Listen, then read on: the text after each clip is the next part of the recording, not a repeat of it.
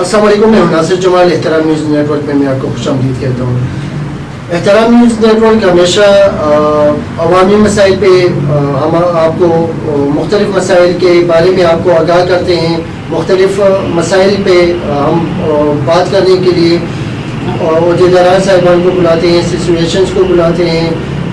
تو اس میں آپ ہم نے تکلیف دی ہے CNG کا، چونکہ ایک بہت بڑا ایشو چل رہا ہے، اس میں ہم نے کوآپریٹو CNG ایسوسیشن کے عہدیداران صاحبان کو تکلیف دی ہے، ان سے بات کریں گے، جس میں ہمارے پاس تشریف فرما ہیں وائس چیئرمین اعجاز خان صاحب ہیں، اور اس کے علاوہ جو ہے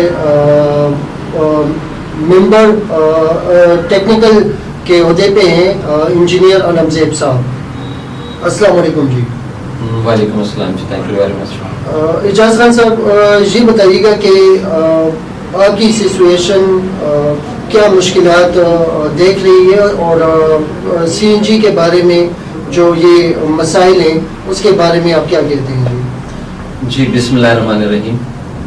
فرسٹ آف آل ہم احترام نیوز نیٹ ورک کا انتہائی مشکور ہیں کہ انہوں نے ہمیں اس پلیٹ فارم پہ بلوا کے ہمارے مسائل کو اجاگر کرنے کے لیے اتنا وقت دیا، اور ہمارے جو پرابلمز ہیں تو ان کو ہمارے جو ایوان بالا میں لوگ بیٹھے ہوئے ہیں ان کے سامنے رکھنے کے لیے یہ ایک ہمیں موقع فراہم کیا ہے۔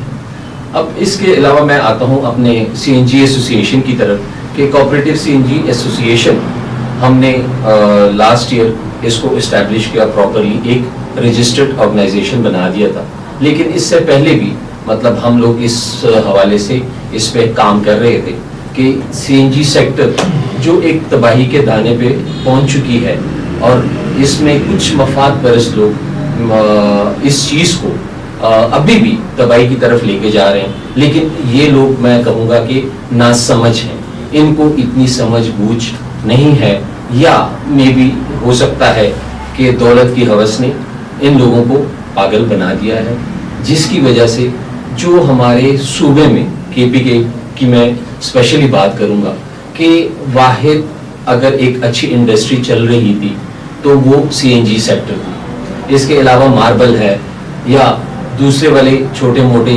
انڈسٹریز ہیں، تو وہ آلریڈی مختلف مسائل کی وجہ سے، پرابلمس کی وجہ سے تقریباً ختم ہو چکی ہیں، لیکن یہ واحد انڈسٹری تھی جو یہ لوگ اس کو خراب کرنے پہ تلے ہوئے ہیں۔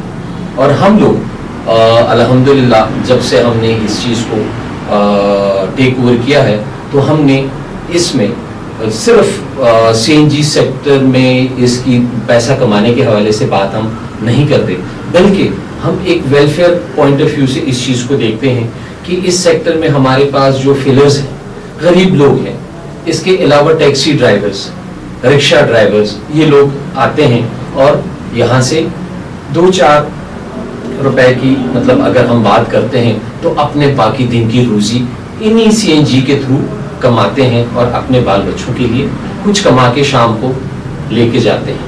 تو اسی پوائنٹ آف ویو سے ہم نے بہت اسٹرگل کی، ہم نے میڈیا چینلز کے تھرو بھی لوگوں کو اس چیز کی آگاہی دی، اور ایوان بالا تک بھی یہی باتیں پہنچانے کی کوشش کی ہے۔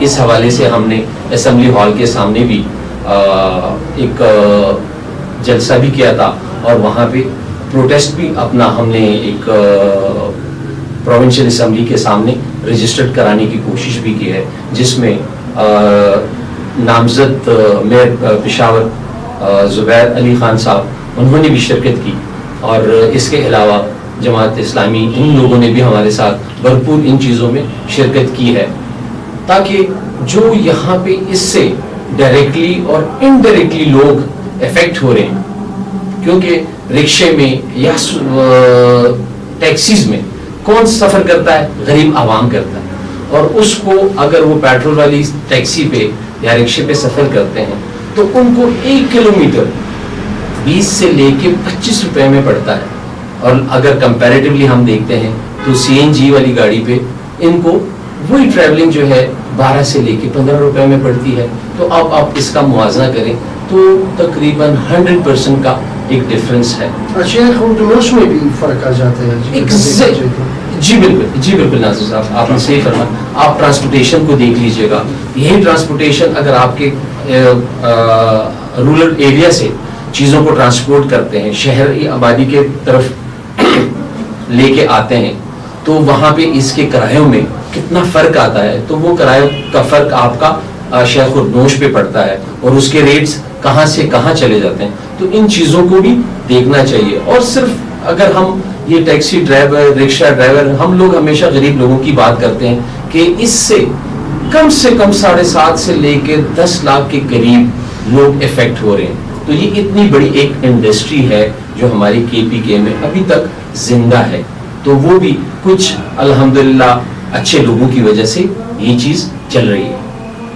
ٹھیک جی, واقعی آپ صحیح کہہ رہے ہیں. اور اس کی وجہ سے یہ صرف جو ٹیکسی میں بیٹھا ہوا, رکشے میں بیٹھا ہوا بندہ نہیں ہے جو ٹیکسی چلا رہا ہے, اس کے پیچھے ایک فیملی ہوتی ہے, اس کے بچوں نے پڑھنا ہے اور انہوں نے آگے آنا ہے. اور جب یہ اسی غربت میں رہیں گے اور اسی حالات میں رہیں گے, تو میرے خیال میں اسی مہنگائی میں ان کے لیے مزید مشکلات ہوں گی. ایک چیز یہ بھی ہے کہ جیسا کہ پوری KPK کے لوگ جانتے ہیں کہ CNG میں لائنیں لگی ہوتی ہیں جی, آدھا کلومیٹر لائنیں لگی ہوتی ہیں, تو پریشر پھر بھی نہیں ہوتا.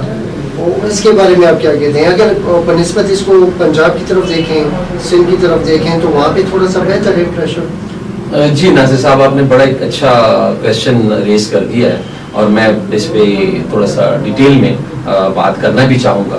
بیسیکلی یہ اگر ہم اپنے KPK کے عوام کی طرف دیکھتے ہیں تو آرٹیکل 158 آف دا کنسٹیٹیوشن جو ہے, تو اس میں بڑا کلیئرلی یہ لکھا ہوا ہے کہ جس پروونس میں جو ریسورسز ہیں یا جو چیز پروڈیوس ہوگی, پہلے اس علاقے کا, اس صوبے کا اس چیز کے اوپر حق ہے. اور جو چیز سرپلس ہو جاتی ہے تو آپ وہ وفاق کو, فیڈرل گورنمنٹ کو سرنڈر کر دیتے ہیں, اور وہ پھر ان کے ثوابدید اختیار ہے کہ وہ کس کو دینا چاہیں. جہاں پہ مطلب کمی بیشی ہے تو وہ اس کو وہاں سے پورا کرتے ہیں. تو اسی طریقے سے اگر ہم بات کرتے ہیں گیس کے حوالے سے, تو گیس کی ہماری پروڈکشن الحمدللہ KP میں اللہ پاک نے ہمارے صوبے کو بے تحاشا نیچرل ریسورسز سے نوازا ہوا ہے, اور گیس جو ہے is one out of them. تو اب وہ گیس ہمارے پاس ہماری ریکوائرمنٹ سے سو مینی ٹائمز زیادہ ہے. جی اگر ہم اپنی پروڈکشن دیکھتے ہیں تو دیٹ از تقریباً کوئی 400 MMBTU کے قریب ہماری CFD ہے, اور جو ہماری کنزمپشن ہے تو دیٹ از 270 MMCFD کے قریب ہے. تو آپ اگر ڈفرنس دیکھ لیں تو 120 MMCFD ہماری گیس سرپلس ہے. وہ والی گیس نو ڈاؤٹ آپ وفاق کو سرنڈر کر کے دے دیں, لیکن نہیں, آپ نومبر سے لے کے دسمبر, جنوری, فیبری, تقریباً یہ 3.5-4 مہینے ہماری عوام اسی اس پہ ان چیزوں سے محروم رہے کہ انہوں نے کہا کہ ہم ڈومیسٹک یوزرز کو یہ گیس دے رہے ہیں, بلکہ یہ ڈومیسٹک یوزر کو گیس دی ہی نہیں گئی. یہ والی گیس ہمارے دوسرے صوبوں کو دے دی گئی ہے, جہاں پہ لوگوں نے اپنی نوکریاں بنائی, جس پہ لوگ اپنی سیاست چمکانے کی کوشش کرتے ہیں. اور میں یہ بات کروں گا کہ لائک SNGPL یا دوسرے جو ساتھ میں الائڈ آرگنائزیشنز ہیں, تو وہ انہوں نے ان چیزوں کو پنجاب کی طرف ڈائیورٹ کر دیا تھا. میں اس پہ گورنمنٹ کو اس حساب سے ایک احتجاج بھی آپ کے فورم سے ریکارڈ کرانا چاہتا ہوں کہ دارا, جب آپ نے کانسٹیٹیوشن میں ایک چیز لکھتی ہے, کانسٹیٹیوشن کوئی ایک دن میں نہیں بنتا, it takes years and years. اور وہ دونوں مطلب ایوانوں سے, from the National Assembly and thereafter from the Senate, تو اس پہ کتنی کانسنسس ہو چکے ہیں, کتنی ڈیلیبریشنز ہو چکی ہیں. تو وہ آپ نے ایک چیز کر دی ہے, آپ کے کانسٹیٹیوشن میں یہ چیز امپلیمنٹ آپ نے کر دی ہے, تو وائی ناٹ آپ پھر اس کو اکارڈنگلی اس صوبے کا جو حق ہے تو آپ اس کو کیوں نہیں دیتے. تو یہ ایک بہت بڑی زیادتی ہمارے ساتھ, ہمارے صوبے کے ساتھ, ہمارے غریب عوام کے ساتھ یہ زیادتی ہوئی ہے. ابھی آپ نے ریسنٹلی دیکھ بھی لیا کہ پچھلے دنوں ہمارے معزز چیف منسٹر صاحب محمود خان صاحب نے اناؤنس بھی کر دیا تھا کہ آپ کو ہفتے میں 5 days 5 days اور 24 hours کے لیے گیس اویلیبل ہوگی. لیکن نہیں, اس کے بعد ہم نے کہا کہ نہیں, you people should go back to those 3 days کہ آپ وہی 3 دن گیس آپ کو ملتی رہے گی. What does it mean? ہمارے صوبے کا ایک چیف ایگزیکٹو یہ آرڈرز پاس کرتے ہیں, اور اس میٹنگ میں مطلب ہمارے کمشنر صاحب, ہمارے بڑے معزز پروونشل اسمبلی کے ممبرز اس میں موجود تھے, لیکن ان چیزوں کا خیال نہیں رکھا جاتا. تو ہمیشہ ہمارا یہی گلہ وفاق سے بھی ہوتا ہے اور ہائر ایچلون سے بھی ہوتا ہے کہ آپ یہ زیادتی اس صوبے کے ساتھ کیوں کر رہے ہیں. اور اس کے پیچھے میں تھوڑا سا اور بھی ایڈ کرنا چاہوں گا ناصر صاحب کہ اس کے پیچھے کچھ RLNG کا مافیا بھی بیٹھا ہوا ہے اور مفاد پرست لوگ بھی ہیں کہ وہ یہ چیز چاہتے نہیں ہیں کہ ہماری جو انڈیجنس گیس یہاں پہ پروڈیوس ہو رہی ہے وہ ہمارے اس غریب عوام کو ملے, اور بلکہ وہ والی گیس جو انہوں نے وہاں پہ جس طریقے سے بھی کانٹریکٹ کیے ہوئے ہیں تو وہ مہنگی گیسیں ہمارے غریب عوام کو دی. ایک چیز ہے جج صاحب, اس میں ایک خامی یہ بھی ہے نا کہ جو بھی پولیٹیشین ہے وہ جو ہی جیتتا ہے وہ جا کے فیتا کاٹ دیتا ہے اور پورے علاقے کو یعنی کنزمپشن کو نہیں دیکھتے کہ آپ کے پاس ریکوائرمنٹ کتنی, آپ کے پاس اسٹوریج کتنا ہے, یا مطلب آپ کتنا ڈیلیور کر سکتے ہیں ان کو. بس فیتا کاٹنے کے لیے ان کو جلدی ہوتی ہے لوگوں کو ووٹ بینک کے لیے, تو اس میں تھوڑا سا مسئلہ یہ بھی پیش آتا ہے. جی بالکل, اس پہ میں تھوڑا سا ڈیٹیل میں ہمارے انجینئر علمزیب صاحب آپ سے پوری ڈیٹیل میں اس پہ آپ سے بات بھی کر لیں گے, اور ٹیکنیکل حوالے سے آپ کو تھوڑا سا عوام کی آگاہی کے لیے وہ بات کر لیں گے. اس کے ساتھ جو ہے میں ایک سیکنڈ کوشچن بھی ایڈ کروں گا, چونکہ انجینئر علمزیب صاحب ماشاءاللہ بڑے ذہین بھی ہیں اور ان کی ایک باقاعدہ ایک خوبصورتی ہے ذہانت کی بھی. تو انجینئر علمزیب صاحب تھوڑا سا یہ بھی بتا دیجیے گا کہ آپ نے اپنی تھوڑا سا یہ بھی بتا دیجیے گا کہ حکومت کی طرف آپ نے رجوع کیا, آپ کے ایفرٹس کیا ہیں اور اس میں آپ نے کتنی کارروائی کی ہے اس بارے میں. دیکھیے جی, سب سے پہلے تو آپ کے جو پہلا سوال تھا اس کا جواب اس طرح سے ہے کہ اجاز خان نے جیسے آپ کو کہا ہے کہ ہمارے پاس ہماری جو ریسورسز ہیں وہ 500+ MMCFD ہے, ہمیں آج مل رہی ہے صرف 120 and 150 MMCFD. تو اب مسئلہ یہ ہے کہ انفراسٹرکچر تو ہمارے پولیٹیشین حضرات لگا دیتے ہیں, لیکن ہمیں گیس نہیں مل رہی جو کہ وفاق کے کنٹرول میں یا کچھ اور مفاد پرست لوگوں کا. اس میں کیا کہہ سکتا ہوں, ہمیں تو گیس صرف 150 MMCFD مل رہی ہے. آپ کا جہاں تک دوسرا سوال ہے, آپ مجھے ایک بڑا خوبصورت شری مزارک وہ ہمارا وفاق کے ایک اسٹیٹمنٹ یاد آتی ہے کہ ہم نے لوگوں کو فج بل بھجوائے تھے گیس میں, اگر آپ کو یاد ہو یا نہ ہو. وہ فج بل آج دن تک SNGPL CNG اسٹیشنز کو بھجوا رہے ہیں. میں آپ کو ایک 2 چیزیں بڑی اہم بتاتا ہوں. ہمارے ساتھ قصدن پریشر کم رکھا جاتا ہے, قصدن پریشر کم رکھ کے ہمیں فالٹ والوں کی مد میں اربوں روپے ہم سے لے لیا جاتا ہے. میں آپ کو کوئی دوسرا چھوٹا سا انالیسس کرتا ہوں کہ آپ کو سمجھنے میں آسانی ہو. پاکستان کی کل پیداوار ہے 4500 MMCFD. صوبہ سرحد یوز کرتا ہے جس طرح میں آپ کو کہا 150 MMCFD. چلے ہم 200 MMCFD کر لیں, which is about 3 یا 4% of the total national grid کی ہم 3 یا 4% ہم استعمال کرتے ہیں. اور جبکہ ہم UFG جو حکومت ہم کے اوپر ہمارے اوپر ایک سب لوگوں پر ڈالتی ہے کہ جی اتنی گیس چوری ہو گئی ہے, یہ چوری کے پیسے میں نے سب پر تقسیم کر دیے, جو کہ more than 15 to 20% ہے, جو کہ ہماری قیمت میں شامل ہو جاتی ہے. تو ہم 15 سے 20% UFG دے رہے ہیں پورے ملک کا, جبکہ ہم استعمال 3 یا 4% کر رہے ہیں. یعنی ہم تو کچھ کر ہی نہیں.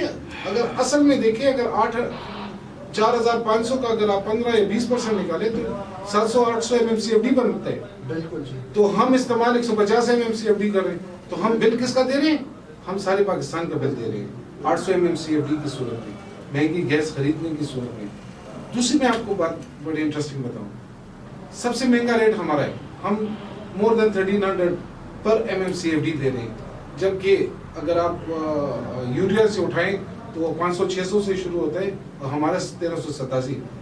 KPK being the producing province of the country is paying the highest rates of the gas. کیونکہ یا ہمارا ڈومیسٹک استعمال کر رہے ہیں یا ہمارا CNG سیکٹر استعمال کر رہے ہیں. آپ کا 40 to 50 MMCFD آپ کا CNG سیکٹر استعمال کر رہے ہیں, 100 MMCFD آپ کا پورا صبح سرحد استعمال کر رہے ہیں, اور انڈسٹری مل ہی نہیں رہا. تو اس میں ہم نے منسٹر صاحب کو اس دن کامران بنگس صاحب کو میں نے خط رکھ کر دیے, ان کی ایک انٹرنل وہ دیے, میں آپ کو بھی وہ دے دوں گا کیونکہ آج کل وہ فیک نیوز کا ہے تو اس لیے میں فیکٹس کے اوپر بات کرتا ہوں, جس میں GM صاحب SGM صاحب کو لکھ رہے ہیں کہ جی ہم نے قصدن پریشر کم کیے, ہم نے اس علاقوں کو آئسولیٹ کیے, ان علاقوں کی گیس بند کر دیے تاکہ ہم UFG کو کنٹرول کر سکیں. او بھائی 150 MMCFD بھی آپ مجھے زیرو پریشر دے رہے ہیں, وہ میرے پاس ریٹن موجود ہے. پھر میں نے کامران بنگس صاحب کو دیے اور انہوں نے پھر GM صاحب سے پوچھا کیے. تو ایک طرح سے اتصال نہیں ہو رہا, ہمیں پریشر فیکٹر میں مارا جاتا ہے, ہمیں ٹمپریچر فیکٹر میں مارا جاتا ہے, ہمیں GCV میں وہ کر رہے ہیں, مطلب ایک طریقے سے نہیں کر رہے, مختلف ہمیں سب سے بڑا ٹیکسز میں ایڈوانس ٹیکس پہ جو ہے ہمیں مختلف ٹیکسز میں وہ کر رہے ہیں. بات یہ ہے یا تو ہمارے میں ایک چیز کا وہ کروں گا, یا تو ہمارے جو منتخب نمائندے ہیں وہ ہمارے لیے آواز نہیں اٹھا سکتے کہ وہ پنجاب کے نمائندوں کی طرح آواز اٹھائیں, تاکہ پنجاب کی طرح ان جیسا پنجاب کو کہتے ہیں نا کہ پنجاب کو خفا نہیں کرنا, حکومت آ کی ہے تو ہم اپنے نمائندوں سے جو منتخب نمائندے گئے کم از کم آپ ہمارے حق کے لیے بات کریں. آپ کہیں کہ ہمیں ایک KPK میں 523 CNG اسٹیشن ہے, ہر ایک CNG اسٹیشن کے ساتھ 50 لوگ ہیں, 50,000 میں 523 آپ کے تقریباً کوئی 20 سے 22 لاکھ لوگ اس انڈسٹری سے ایسوسیٹڈ ہے. یہ روزگار کہاں جائے گا؟ میں نے انجینئرنگ کی, مجھے KPK میں نوکری نہیں ملتی, میں پنجاب جا کر نوکری کر رہا تھا کیونکہ وہاں انڈسٹری لگی. ہم لوگوں کو انویسٹرز کو لاتے ہیں KPK میں کہ آپ یہاں انڈسٹری لگائیں, کہ آپ کو 158 کی امبریلا ملی ہوئی ہے, آپ کو ہائیڈل پاور کی امبریلا ملی ہوئی ہے, لیکن جب وہ یہاں یہ حال دیکھتے ہیں تو وہ پھر پنجاب کی طرف چل جاتے ہیں. اور میرے خیال میں کافی آپ کی سچویشن CNG کے جتنے بھی مالکان ہیں وہ موو کرنے کی کوشش کر رہے ہیں. بالکل جی, اگر آپ دیکھیں ان میں آپس میں بات چیت چل رہی ہے میرے خیال میں, بالکل پنجاب میں.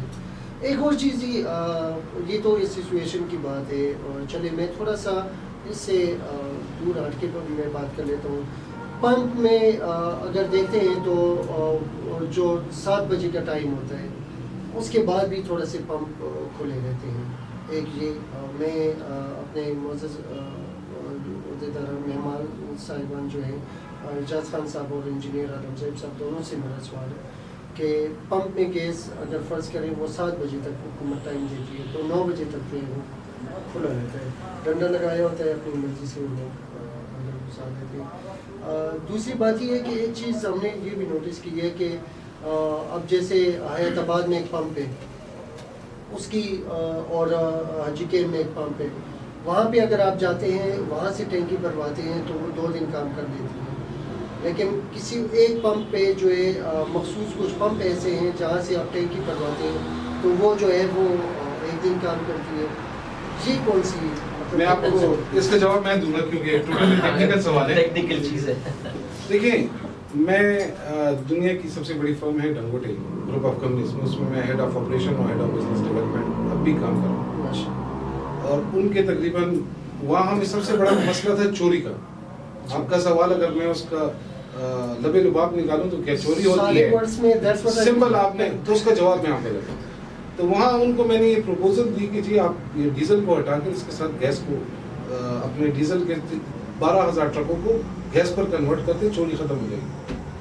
یو ول ناٹ بلیو ہمیں وہاں تقریباً پر منتھ $2 ملین کا پروفٹ ہو رہا ہے صرف گیس اور ڈیزل کی بند پہ. اب آ جائیں آپ کے سوال کی طرف. جی جی دیکھیے اصل میں یہاں جو میں نے بہت بڑا پرابلم دیکھا ہے, نہ ارباب اختیار جو فیصلہ کرنے والے ہیں ان کے سامنے فیکٹس رکھی جاتے ہیں, جی جی جس کی وجہ سے وہ غلط فیصلہ کرتے ہیں. مجھے ان کی نیت پر, فیصلہ کرنے والوں کی نیت اور ایمانداری پر کوئی شک نہیں ہے, لیکن ان کے سامنے صحیح چیزیں بیان نہیں کی جاتی.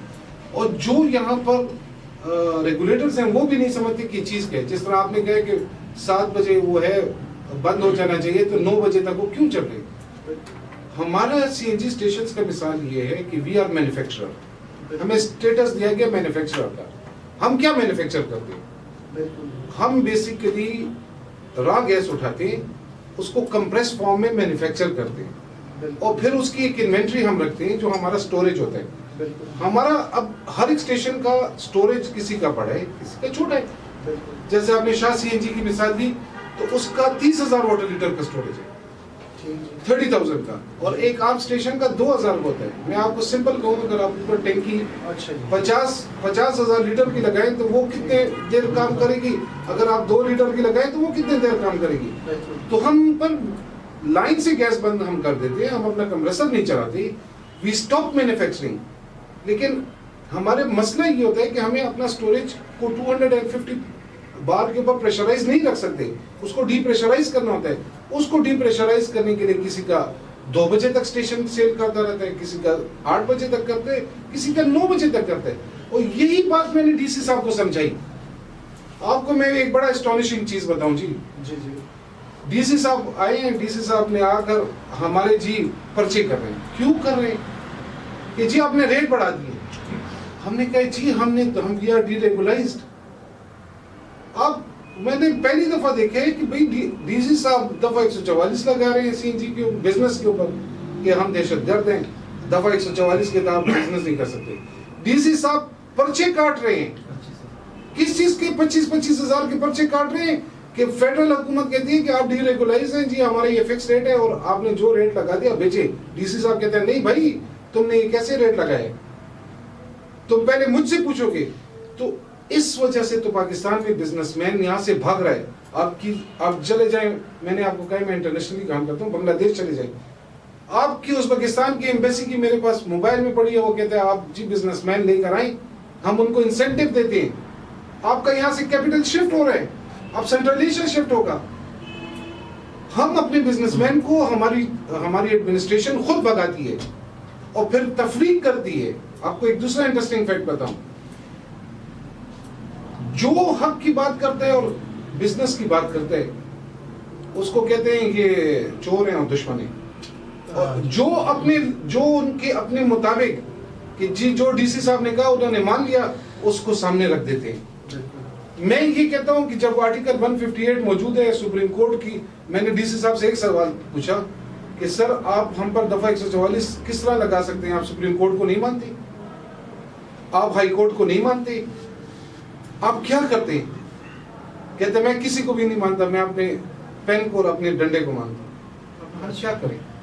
تو اس نے ہمارے کسی بندے کو لے آیا جو کہ اگر آپ اس کی خود انویسٹیگیشن کر سکتے ہیں, نام میں نہیں لیتا, even he do not have that sage. اس نے دستخط کر لیے, ہم پر امپلیمنٹ ہو گیا. اچھا. دوسری بات میں نے کھل کر جی ایم صاحب کو ابھی پچھلے دنوں کہا تھا, میں نے کہا آپ کی طرف سے ایک نوٹیفیکیشن مجھے بتا دیں S N G P L کا کہ ایک نوٹیفیکیشن آیا ہو جس میں ہمیں شیڈولنگ کا کہا گیا ہو. Not a single notification. ایک پرائیویٹ بندے نے اناؤنس کیا کہ آج کے بعد 3 دن اسٹیشن چلے گا. اس کی پرائیویٹ بندے کی بات کو امپلیمنٹ کرنے کے لیے ڈی سی صاحب بھی آگے, اس کے لیے سوئی گیس بھی ہمارے ڈسکنیکشنز کی. اور ڈسکنیکشن کس نے کی, کب کی کہ 4 دن پہلے ڈسکنیکشن کر دیتے ہیں, 5ویں دن نوٹس بھجوا دیتے ہیں کہ آپ کو ہم نے جی وہ جو 5 دن پہلے ہم نے کیا تھا وہ آپ کو in violation of High Court order کیے. میں نے اس کو S N G P L کی جی ایم کو کہا, میں نے کہا جی ایم صاحب آپ مجھے بتائیں کہ کنٹمپٹ آف کورٹ کون سا کرمنل ایکٹ ہے. کہتے ہیں جی بالکل. اس نے کہا کہ اس کو میں خود انیشیٹ کروں گا, یہ کہاں ہوگا. تو میں نے کہا آپ پروسیکیوشن بھی بن گئے, آپ جوڈیشری بھی بن گئے, آپ فیصلہ کرنے والی بھی بن گئے, آپ امپلیمنٹر بھی بن گئے. میں نے کہا آپ میں تو ساری خصوصیت ہو گئی ہیں, پھر تو نہ جوڈیشری ہو, کیونکہ آپ پہلے ثابت تو کریں میں نے کنٹمپٹ آف کورٹ کیے. ہو سکتا ہے آپ نے کنٹمپٹ آف کورٹ کیا ہو. آپ پولیس والی بھی بن گئے اور آپ نے فیصلہ کر کے ایگزیکیوشن بھی کر دی, کاٹ دیا. اور پھر سب سے امپورٹنٹ بات میں نے یہ ان کو صاف کہا, میں نے کہا جی ہم میں تو وہ زور نہیں ہے جو آپ کے ساتھ ریکارڈ نے کیا تھا کہ آپ سے بلینز آف روپیز لے لیے. آپ تو پرائیویٹ کمپنی ہے. S N G P L کو جب بات کریں تو وہ پرائیویٹ لمیٹڈ کمپنی کا لبادہ اوڑھ دیتی ہے کہ جی ہم تو لمیٹڈ کمپنی ہے. جب آپ دوسری بات کریں تو وہ کہتے ہیں ہم گورنمنٹ کی آرگنائزیشن ہے. تو آ کر جی اب میرے اور اس کے درمیان تو ایک کانٹریکٹ ہے. آپ نے مجھے 24/7 12 months of the year آپ نے کہا ہے کہ میں آپ کو گیس دوں گا, میرے ساتھ کانٹریکٹ ہے, ادھر یہ اسپیسیفک پرفارمنس اور بریچ آف کانٹریکٹ میں نہیں آتا. تو ایک طرح کا ظلم نہیں ہو رہا, مختلف طریقے سے ظلم ہو رہے ہیں. میں یہ کہتا ہوں کہ KPK کو پتہ نہیں یہاں سے فلائٹ آف کیپٹل کرنا چاہتے ہیں, فلائٹ آف برین کرنا چاہتے ہیں. میں نوکری جا کے ڈھونڈتا ہوں, میرے انجینئرس کو یہاں نوکری کیوں نہ ملے, میں کیوں افریقہ کے صحراؤں میں پھروں اور کراچی اور لاہور میں فارم اپنے بچوں کے ساتھ جہاں پیسے نہ کماؤں. تو ان وجوہات کی وجہ سے. ٹھیک جی, اللہ رب العزت ہمارے اس ملک کی اس نظام کو خوبصورت انداز سے ٹھیک کرے, کیونکہ ہمیں اس نظام کی اشد ضرورت ہے. آپ چاہے جس سے بھی بات کریں, جس لیول پہ بھی بات کریں, آپ کسی بھی ریڈیو والے کے پاس کھڑے ہو جائیں, اس کی بھی مسائل ہیں, اور یقین کیجئے کہ ان کے بھی مسائل جو ہے وہ یہی ہے کہ نظام ٹھیک نہیں ہے. کسی پولیس والے کے پاس جائیں, کچھ لوگ پولیس والے سے ناراض ہیں نظام کی کمزوری کی وجہ سے, لیکن اگر پولیس والوں کے پاس آپ جائیں تو وہ بیچارے بھی کہیں پہ مارے جا رہے ہیں نظام کی کمزوری کی وجہ سے. تو تھوڑا سا اس میں ایک آخری بات کرتا ہوں. جی سر, جی علم صاحب صاحب, ہم نے جیسے چیئرمین صاحب نے کہا ہے, ہم 11 نومبر کو رجسٹر ہوئے ہیں کہ ہم ایک اچھے کام کریں اس انڈسٹری کے لیے. جی جی, ہم نے پہلی دفعہ یہ ہلال احمر اور ریسکیو ونڈر 2 ہم نے کہا ہم ایک مینول بناتے ہیں ٹریننگ کا, کہ لوگوں کو پوسٹ ٹراما میٹنگ کیسے ہو, ٹریننگ کیسے ہو.